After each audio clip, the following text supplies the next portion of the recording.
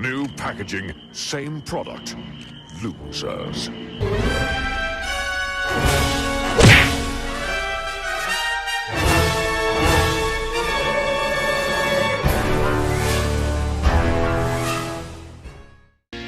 So yeah, remind me, why do I do stuff with you again?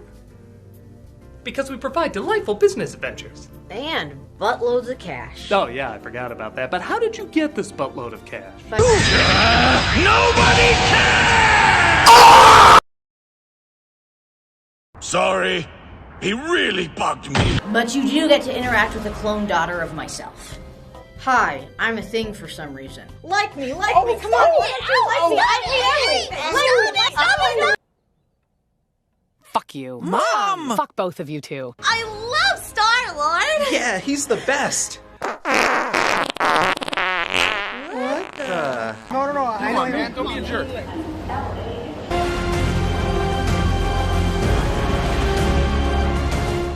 Well, it took him 4 films just to open the damn park, so why not take 6 films to actually have dinosaurs roam the rest of the Earth? The answer is, you don't need to, because that's not what they do here, despite promising that for several movies, and the film still made a bundle and seemed to please audiences. Look, I'm a dinosaur fan too. Why the fuck you lying? Why you always lying? Oh my god, stop fucking lying. That's why I want to see more of them in these films instead of idiot humans with their idiot subplots about idiot bugs. Yeah, that's the main threat in this, Locust. Friggin' Locusts are taking over the world and the dinosaurs are more of a side threat in this. Shush, I'll get to that later. Give Fallen Kingdom credit, they did have dinosaurs interacting with civilization. It was just all in the last few minutes. Here, half those scenes in the trailers were internet extras, including one where a T-Rex crashes a drive-through theater. You gotta see the movie to see what happens. Oh wait, no you don't, because this scene isn't even in the film. Alright. The extended edition of Jurassic World Dominion has come out, and it's an improvement over the theatrical cut. For starters, the editing feels less choppy, and a lot of the scenes flow better. Another big highlight was the prologue added. This changed things drastically, as now the dinosaurs feel more animal than ever, and the rivalry between the Giga and Rexy was established. Not to mention, the addition of the prologue made the Giganotosaurus more menacing. With Giga killing Rexy in the past, I had a reason to be concerned for the cast when it was attacking. I love how they list every single location in this movie, like it matters to the viewers at all. We're here for a few seconds. Do you think anyone cares where this random boat attacked by a random dinosaur is? Okay.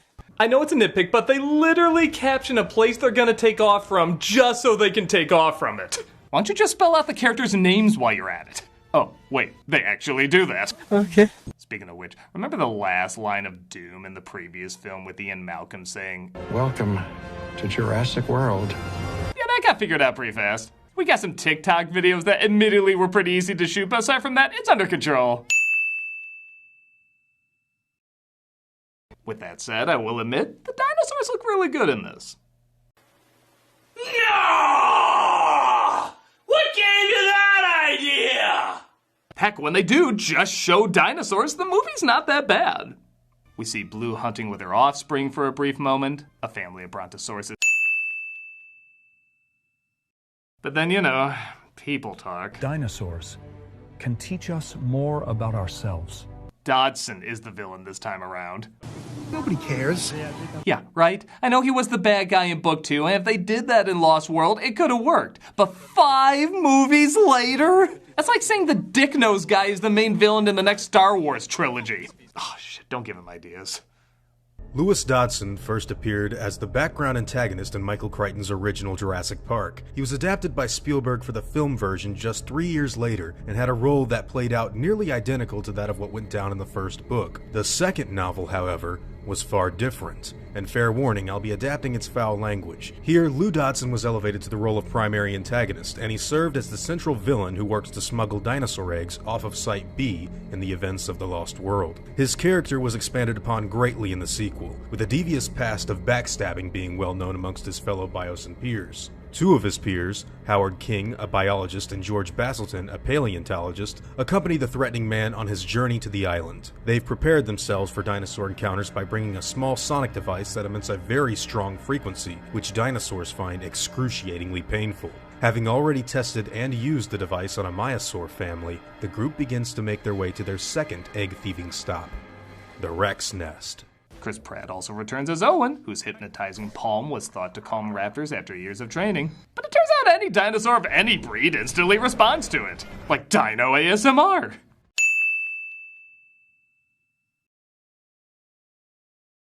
And man, I swear these movies want to kill this poor little actress's career.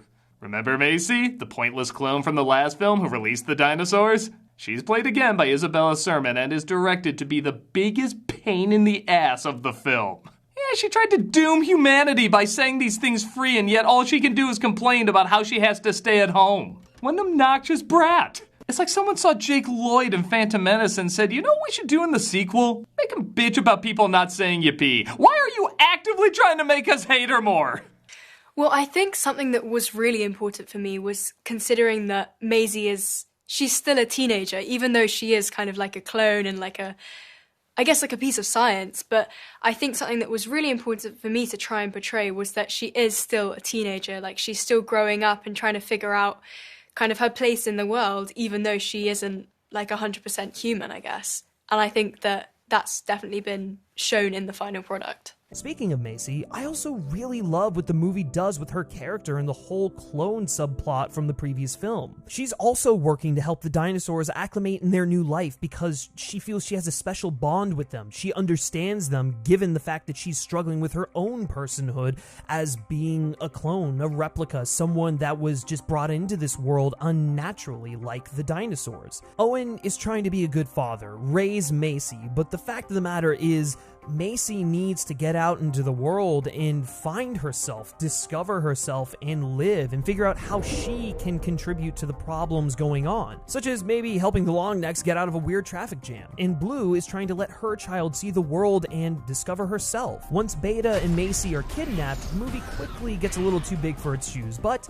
these parallels are still there and get established decently enough. They do fall by the wayside for a bit, though, while we're reunited with Ellie Sattler and Alan Grant. Oh, and like I mentioned, did you think the big threat in this dinosaur movie was dinosaurs? Nope, it's locusts! Which sounds like if God was Oprah unleashing the deadly plagues. Apparently there's a pandemic of giant locusts destroying people's crops all over the world. And I say apparently because we're only shown one crop and we never see the other attacks.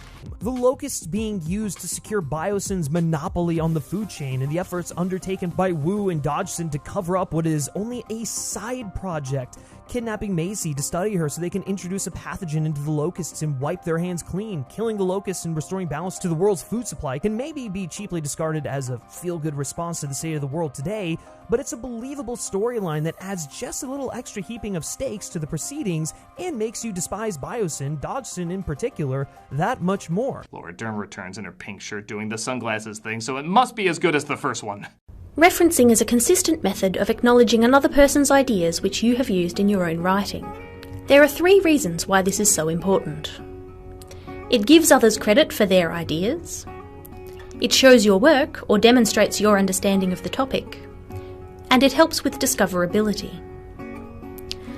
By referencing an idea from a journal article, book, or any other source, you give credit to the author and acknowledge their original idea.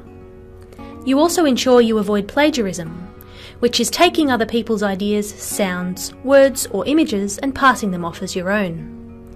Plagiarism is treated very seriously at university, but proper referencing will protect you and your work. And as you guess, you can't have Sattler without Grant, played again by Sam Neill. Why do we dig? Science is about the truth, and there is truth in these rocks. Grant, you're gonna want to see this. I had a speech going, music was playing and everything. Okay, I guess we're abandoning this. There is truth in these rocks. Stop. It says here that the T-Rex had a tiny brain.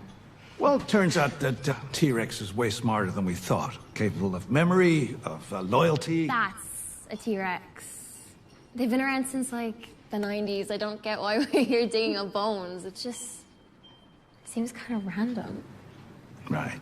Sattler tells Grant about the Locust pandemic. I'm sorry, I cannot take that seriously in a movie with killer dinosaurs. It's like in a Godzilla film, but their big focus was mold. It's also something we haven't seen before in one of these films, dealing with prehistoric microscopic life forms, the environment that resurrecting dinosaurs would bring about, and insects. It's cool. I like seeing this. It's maybe a little on the nose considering all of the loud controversy in real life about Monsanto doing the same things Biosyn are, but sometimes you need a sledgehammer over a scalpel. Biosyn's whole angle is they feel they can control our ecosystem. Corporate-controlled ecosystems are simply impossible and catastrophic. We see this firsthand when their Locust side project almost brings about an environmental collapse, decimating the global food supply at a rapid pace. And when their entire facility, a corporate-controlled dino sanctuary, aka a mini corporate-controlled ecosystem, implodes. So the film kind of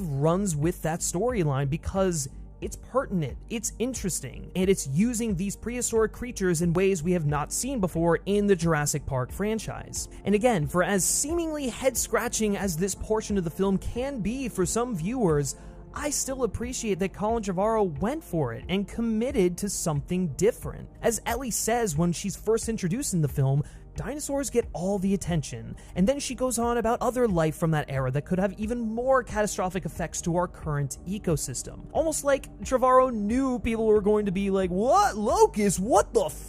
And then quite literally prepared them for it by saying, there's more than just dinosaurs out there. Dinos are only the face of what companies like InGen or Biosyn are doing. They're tampering with genetic power, the natural law, in isolation to catastrophic effects. Macy ends up being the key to all this, and I think the film finds a lot of its heart through her story. Another parallel is found to tie everything together. Beta and Blue are identical, just like Macy and Charlotte are. Charlotte created Macy with her own DNA and then altered it to eradicate her terminal disease, just as the dinosaurs were created artificially by Hammond so as to resurrect a long extinct era. And to tie it all together, Wu needs to study Macy to fix his mistake, to reprogram the Locusts and stop their destruction of the food supply, to finally do something that Charlotte would be proud of, to make a difference, to use his knowledge, his ability as a scientist for the greater good. Remember when this was just a theme park with dinosaurs? Even that's a weird, complicated idea, but Christ, it sounds like Barney next to this one big pile of shit. You're missing the point. Speaking of which, both Macy and Blue's kid are kidnapped by Dodson's henchmen. Owen promises Blue he'll get them back because of course she can understand what he's saying. I am gonna get her back. And that's all I have to say about that. I am gonna get her back. I promise you that.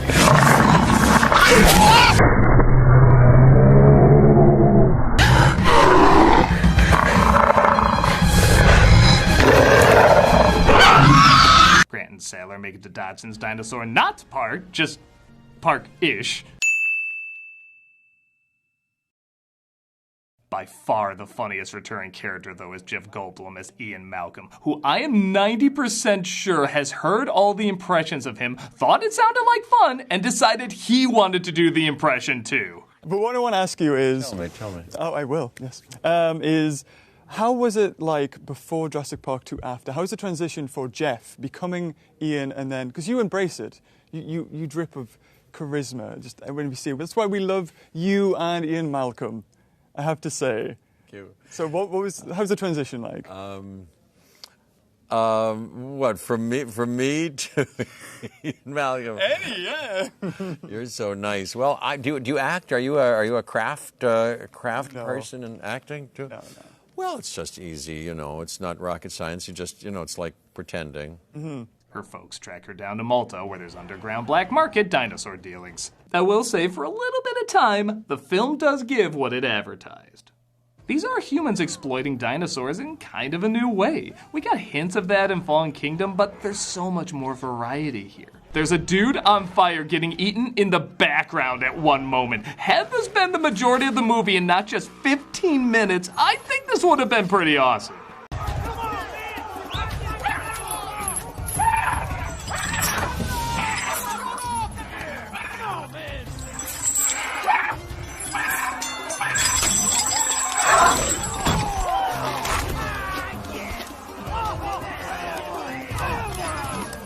Yeah, remember that look they gave? Like, oh, it's on between these two. Literally the next scene together, he's out of the picture. In fact, most of the cool people they were building up here we never see again. They're like the big sword guy from Raiders if there was no gunshot. Instead of just seeing Rain Delacourte's face as Owen walks off with the Parasaurolophus, we now get a new extended 2-minute version of this scene, in which Owen and his company square off with Rain Delacourte and his men. Rain proceeds to attempt to lie about his place of work within the Department of Fish and Wildlife, suggesting that he stole or killed someone for this badge for this specific reason. The badge also mentions how he stole this from a special agent within the Force too. We get multiple close-up shots of Rain, which seems to also show a tattoo on the right-hand side of his face that depicts what I assume to be a snake of some kind. Unfortunately, we don't get a very good look at it throughout this movie. The exchange of the parasaur is then made, but we unfortunately do not learn about the fate of this dinosaur. Owen's friend says that he hasn't seen Owen walk away from a fight before, with Owen saying he has obligations. Like I said though, this chase scene is a lot of fun, has good effects, and is appropriately goofy. I'll get you in the next shitty sequel! Oh, this is clearly the last There's gonna be another shitty sequel. Shut up and take my money! Apparently she was dying though, created a clone to give birth to, and injected Macy with an unknown cure that for some reason she didn't duplicate. Somehow this is the answer to killing off all the locusts to save millions of lives by injecting one with similar DNA, but instead of preserving all the locusts, it'll kill them all off. No, really guys, dinosaurs. That's all we needed. Literally follow any of these clips you began with and we'd be satisfied. How do they clean pterodactyl shit on top of that building? That alone is light years more interesting than your mimic meets multiplicity bullshit. Ew. She runs into a pretty cool looking dinosaur who I think is blind so he doesn't see her, but sees this deer, eats plants, but hunts her too. You know, it's shot great and there's no talk about locusts. I'll take it. But you must be wondering, but Swerve, how does the Therizinosaurus move around and completely slap that deer later? Well, there's actually a really good answer to this. Before we got our first ever introduction of the Therizinosaurus, we can hear it approaching Claire from a different angle, but we also hear some clucking sounds as well.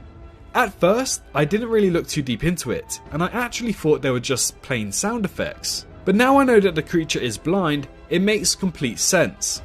Now, the sounds that you hear in this scene coming from the Therizinosaurus, especially when it hears Claire fall to the ground, is the dinosaur using echolocation. For those who do not know, echolocation is a physiological process in which some animals must use to survive, where they create a sound that then reflects off objects such as trees, rocks, and even prey. Some animals use this to find out where they are, such as belugas, and some animals do this to hunt down prey. A great visual concept of echolocation can be found in simply the best movie ever to release, Morbius. Owen and Kayla run across a T-Rex and a Giganotosaurus who had the epic battle of a nose scratch. Ah, you only won because a butterfly flapped its wings in Peking. Well, you still have the big final fight between the T-Rex and Giganotosaurus over who is the apex, with a feathered dino teaming up with the Rex the same way that Blue did in Jurassic World. And similar to The Lost World especially, the dinosaurs tell us a bit more about ourselves. It's an allegory for man learning to coexist with nature versus trying to control it. The Giganotosaurus is the isolated loner who preys upon the ecosystem with an iron fist. The T-Rex and the feathered dinivore are both carnivore and herbivore. They band together to take down the apex so that a more balanced ecosystem can thrive. It's like yin and yang, old dinosaur with feathers and the new genetically modified T-Rex working in harmony to preserve their ecosystem. How non-threatening have these dinosaurs become? Remember how terrifying the Dilophosaurus was in the first film? Well, it just looks like he took a hand puppet off somebody's arm. He killed the gritty reboot of Kermit the Frog. And cut. That's cut. Terrifying. It's so scary for real. The best part of my job is that I get to decide which dinosaurs are going to be in each one of these movies. That's when I turn into a 12-year-old kid with all of my toys in the sandbox, and that is probably the coolest job imaginable. If you wanted more Dilophosaurus, you get it. One of the most iconic scenes in the original Jurassic is when Nedry gets venom spit into his eyes. That scene is really, really iconic. The Dilophosaurus is one of the great dinosaur entrances of all time, with it being curious and seemingly friendly, and then it just gets really nasty. The Dilophosaurus is just classic filmmaking, classic delivery of an animatronic puppet. Steven Spielberg and Stan Winston just used that puppet perfectly.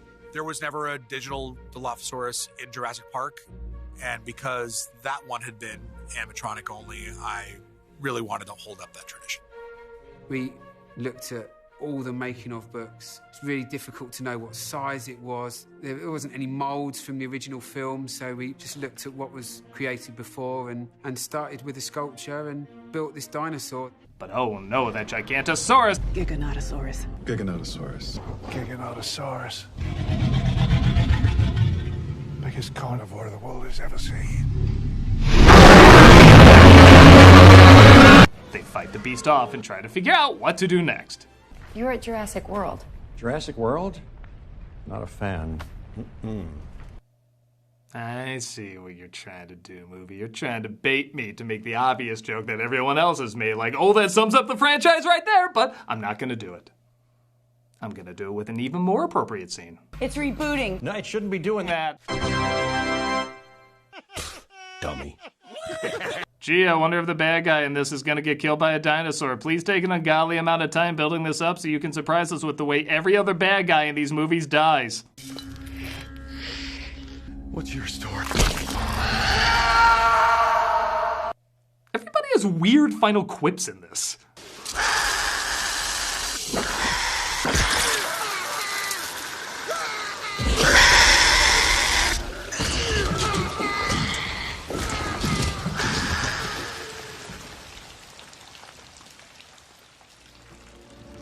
Ironic. Tries to fly them out, but I guess a well-structured three-way battle between the T-Rex, the Gigabitosaurus, Giganotosaurus, and the hot dog fingersaurus occurs. Therizinosaurus, or scythe lizard, has the longest claws of any animal ever discovered. This feathered species is known to be fiercely territorial, utilizing its substantial size and talons against any threat. I'm a dinosaur fan, too. Because so much was built up with that amazing no-scratch epicness. This isn't about us. No, that's the problem. It is about you. I want it to be about them!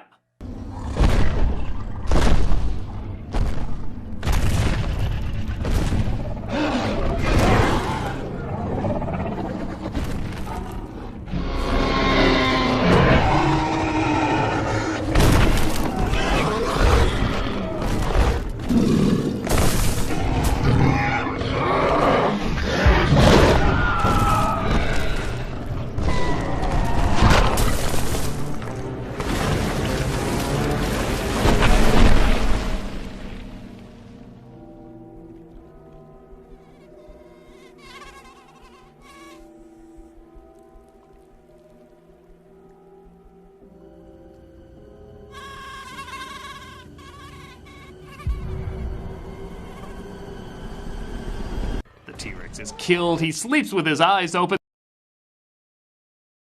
Wait. The T-Rex is female, isn't she? And he gets up to kill the Leave No Impressiosaurus.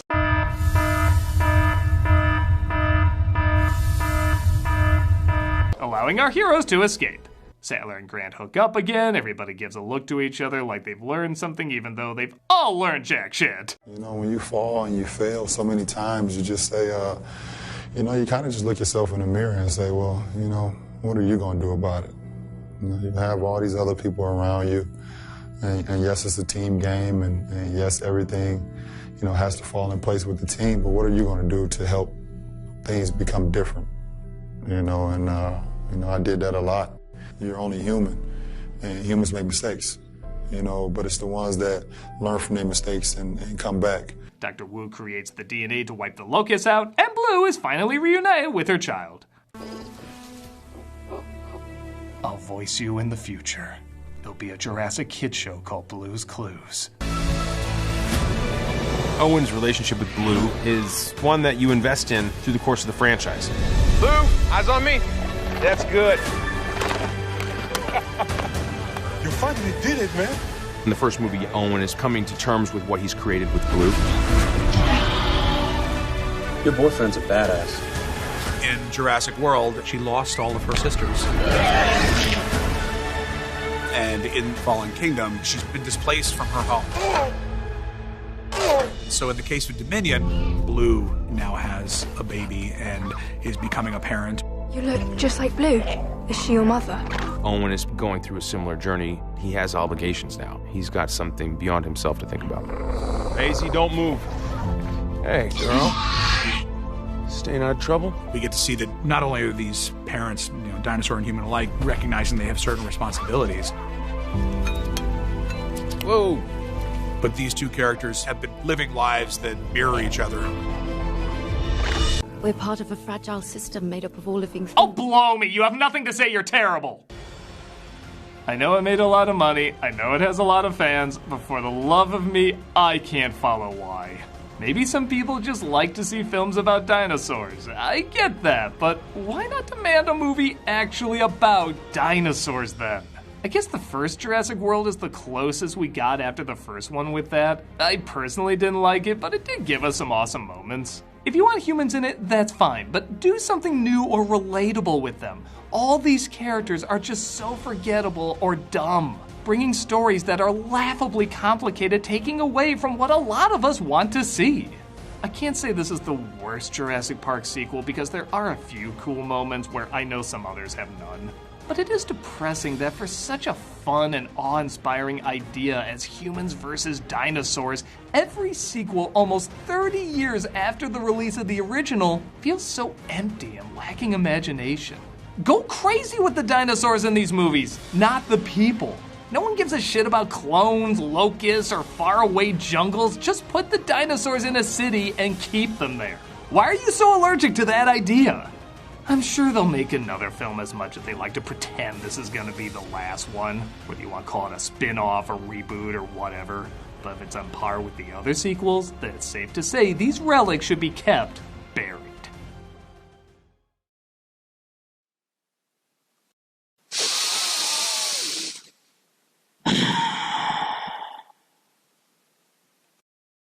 Okay, let's get serious for a moment here.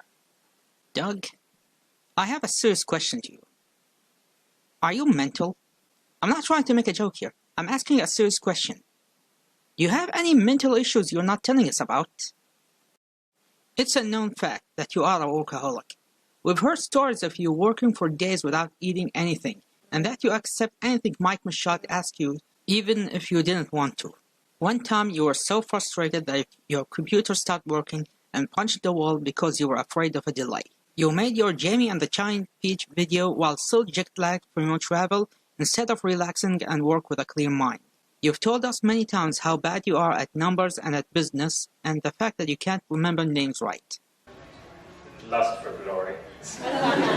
Honestly, what made me decide to do the stuff on the website? It wasn't my idea. I was doing it as a hobby on YouTube, and really, Mike Machado came along to tell me about his business idea for Channel Awesome. It sounded cool, and it's just when the internet was really, really blooming and turning into something pretty cool in terms of entertainment. It just seemed like, yeah, actually, this sounds pretty awesome, to be a part of this. So much of this stuff, even the community with the other reviewers and the other people in the forums and all that, it didn't come from me. It really came from Mike Machado. And I don't have a business mind to think out that stuff. It was really his, baby. Or how about the fact that you believe comedy is based on misery? Slapstick focuses on the most important rule of comedy, that all comedy, in one way or another, is based on misery. Whether it be mocking something others hold dear, or crushing another in a perfectly timed manner, humor is that defense mechanism that acknowledges that pain is just another part of life. Or what's the deal with these gory thumbnails of your murdering film characters like a serial killer? Shouldn't these be red flags that something is wrong with you? If you have mental issues, then go see a doctor. There's nothing wrong with that. Sure, it wouldn't excuse everything you've done so far, but at least you'll have an excuse of some sort. Is the change of your personality and Critic's personality is a way to get back at us? That you're still bitter that you had to cancel something you wanted to do and bring back something you had enough with? That would make a lot of sense if that's true. Back to complaining. Stop talking like it's a bad thing to like a movie you didn't like.